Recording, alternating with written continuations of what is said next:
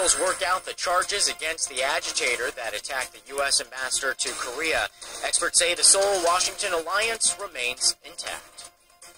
With the finance minister's call this week for a minimum wage hike to boost the economy, the debate begins on whether to raise worker salaries. The massive snowstorms on the east coast of the United States has some 94 million people affected by some of the lowest temperatures in 20 years. Late Night Edition starts now.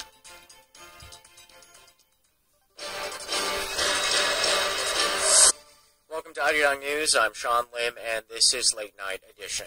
We begin with the latest legal aftermath to the knife attack on the U.S. ambassador to Korea, Mark Lippert. The Seoul Central District Court issued an arrest warrant for 55-year-old Kim Ki-jong on the charge of attempted murder.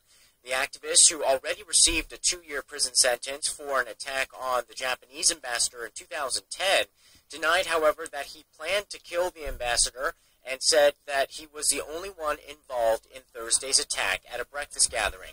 He also refuted any ties to North Korea. Despite the event organizers saying that Kim had not been invited, Kim's lawyer said his client received the invitation last month. Ambassador Lippert remains in stable condition after receiving over 80 stitches to his face from the knife wounds.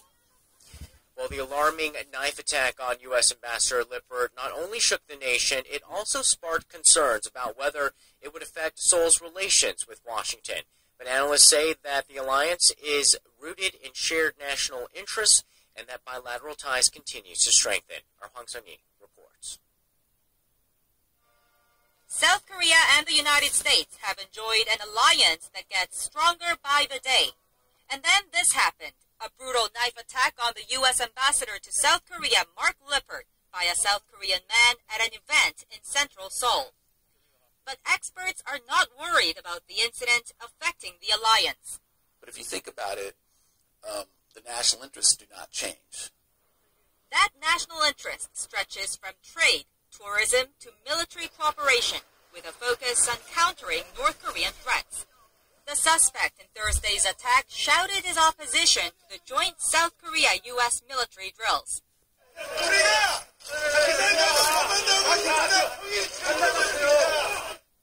But the South Korea-U.S. Combined Forces Command stands firm by its plan to conduct the drills, scheduled to continue through late April. North Korea's hasty response to the attack, calling it a deserved punishment, and the knife of justice for the joint exercises, may also bolster Seoul and Washington's commitment in dealing with Pyongyang's human rights abuses and nuclear program. This will push them even further to support more punitive actions and aggressive actions. Most analysts say the pillars of the alliance are too strong to be shaken by an unpredictable lone wolf attack by a crazed individual.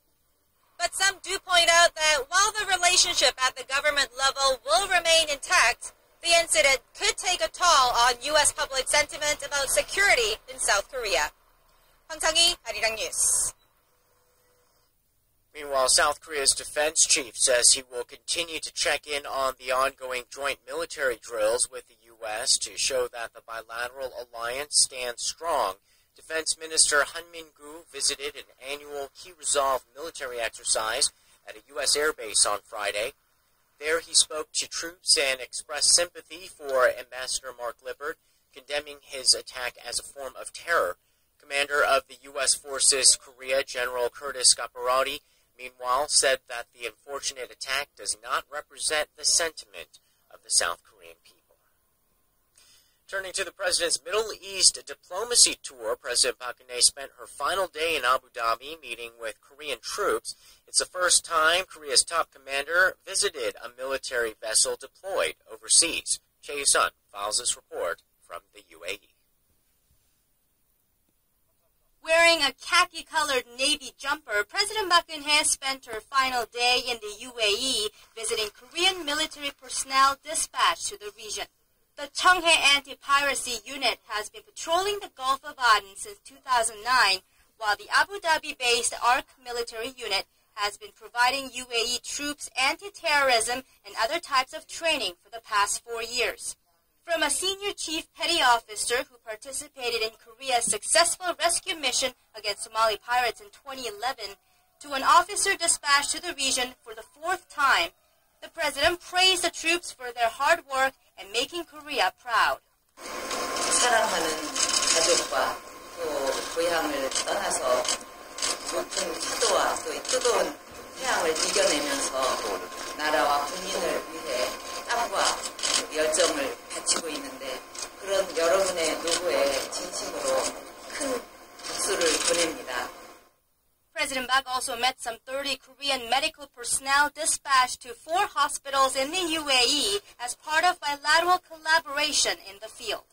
While highlighting Korea's internationally recognized medical and healthcare system, the president listened to their views on how the Korean medical community can gain successful footing overseas.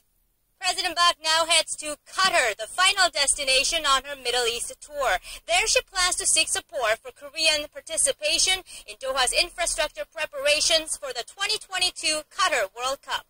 최유선, 아리랑 뉴스, 아부다비.